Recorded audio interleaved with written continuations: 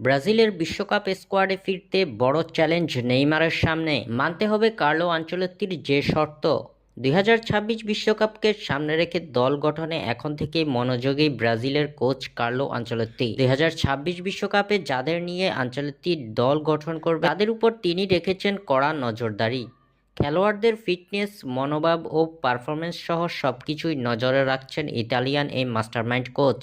এদিকে 2026 বিশ্বকাপে ফেভারিট হিসেবেই যাবে ব্রাজিল। 5বারের বিশ্ব চ্যাম্পিয়নদের ফেভারিট হিসেবেই সমীহ করছে ফুটবল বিশ্লেষকরা। তবে এত কিছুর পরেও ব্রাজিল ফুটবলের সবচেয়ে বড় প্রশ্ন শুধুমাত্র একটি, আর সেটা হলো আদৌ কি 2026 বিশ্বকাপে ব্রাজিল দলে থাকবে নেইমার জুনিয়র।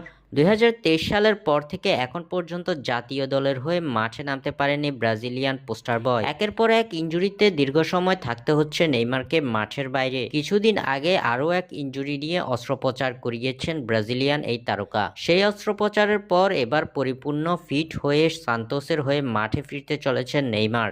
এদিকে ব্রাজিলের জাতীয় দলে ফিরতে হলে নেইমারকে যেতে হবে কঠিন চ্যালেঞ্জের মধ্য দিয়ে, কেননা শতভাগ ফিট থাকলেই সুযোগ পাবেন আনচেলত্তির দলে। শুরু থেকেই একটি কড়া বার্তা দিয়ে আসছেন, আর তা হলো শতভাগ ফিট থাকা ফুটবলাররাই সুযোগ পাবেন দলে। নামের ভারের কোনো খেলোয়াড়কে স্কোয়াডে রাখবেন না এই কোচ।